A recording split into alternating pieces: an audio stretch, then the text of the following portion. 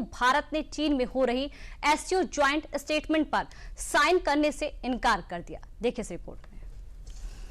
SCO summit में राजनाथ सिंह ने पाक चीन को दिया करारा जवाब।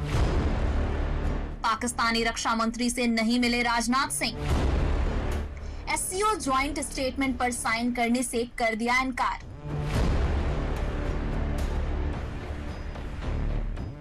जब भारत की डिप्लोमेसी पर सवाल उठता है तो मानो नियति भी कुछ ऐसे मौके खुद ब खुद बना देती है जो बिना बोले ऐसे सवालों का जवाब दे जाती है।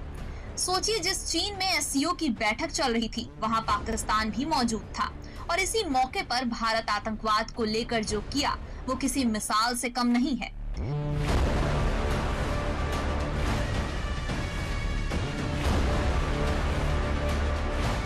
भारत के रक्षा मंत्री राजनाथ सिंह के हाथ में पेन थी, सामने कुछ पेपर थे जिस पर एससीओ की बैठक के बारे में तैयार किया गया संयुक्त बयान लिखा था। रक्षा मंत्री ने उस बयान को पढ़ा और पेन नीचे राउंड टेबल पर रख दी। हथेली चेहरे को छू रही थी और चेहरा साफ बता रहा था कि रक्षा मंत्री को पन्ने पर लिखे बयान से पूरा ऐतराज है। राउंड टेबल पर राजनाथ सिंह के अलावा एससीओ के अन्य 9 सदस्य देशों के रक्षा मंत्री भी थे, लेकिन रक्षा मंत्री ने इस पर आपत्ति दर्ज कराने से तनिक भी संकोच नहीं किया।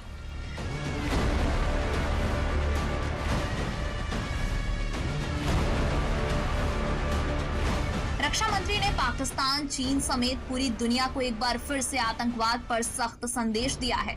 रक्षा मंत्री ने एससीओ की बैठक में इस संयुक्त बयान पर हस्ताक्षर करने से क्यों इनकार कर दिया, पहले आप ये समझिए। क्योंकि इसमें पहलगाम आतंकवादी हमले का जिक्र नहीं किया गया था। इस पहलगाम आतंकी हमले में 26 निर्दोष लोगों की जान चली गई थी। रक्षा मंत्री का साफ कहना है कि ये संयुक्त बयान आतंकवाद के खिलाफ भारत के मजबूत स्टैंड को नहीं दिखाता है। ऐसा लगता है कि पहलगाम को इस बयान से बाहर करना पाकिस्तान के इशारे पर किया गया है, क्योंकि उसका सदाबहार सहयोगी चीन अभी संगठन का अध्यक्ष है। इसमें न सिर्फ पहलगाम हमले का कोई जिक्र नहीं है, बल्कि उसकी जगह डॉक्यूमेंट में बलूचिस्तान का जिक्र किया गया और भारत पर वहां बिना नाम लिए अशांति पैदा करने का आरोप लगाया गया है। भारत ने इससे नाराजगी जाहिर करते हुए स्टेटमेंट पर साइन नहीं किए। भारत का रुख एकदम साफ है, आतंकवाद के साथ कोई समझौता नहीं होगा। जब चीन ने इससे कन्नी काटने की कोशिश की तो रक्षा मंत्री ने एससीओ के ज्वाइंट स्टेटमेंट पर साइन करने से इनकार तो किया ही, साथ में पहलगाम आतंकी हमले का मुद्दा भी एससीओ की टेबल पर रख दिया। On 22nd April 2025, the terror group, the Resistance Front, carried out a dastardly and heinous attack on the innocent tourists in Pahalgam, in the Indian state of the Jammu and Kashmir. 26 innocent civilians, including a Nepali national, were killed. Victims were shot after they were profiled based on the religious identity.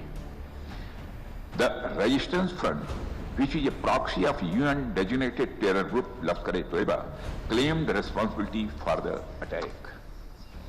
The pattern of the Pahalgam terror attack matches with LET's previous terror attacks in India. In exercising its right to defend against terrorism and preempt as well as deter further cross-border terrorist attacks, India on 7th May 2025 successfully launched Operation Sindoor to dismantle cross-border. रक्षा मंत्री राजनाथ सिंह ने एक तरह से पाकिस्तान और चीन दोनों के सामने बैठकर उन्हीं को लताड़ दिया और इशारों इशारों में चीन को भी ये कह दिया कि आतंकवाद के खिलाफ वो बोलना शुरू करें।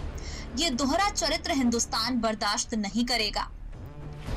It is imperative that those who sponsor, nurture and utilize terrorism for their narrow and selfish ends must bear the consequences.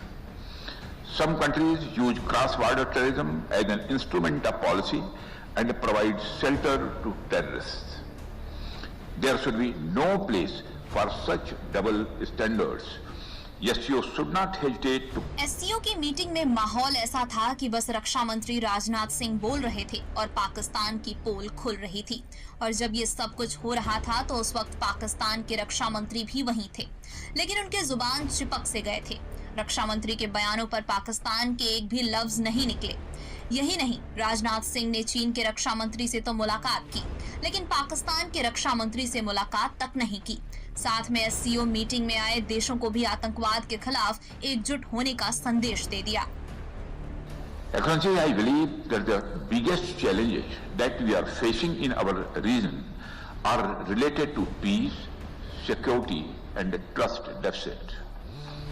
And the root cause of these problems is increasing radicalization, extremism and terrorism.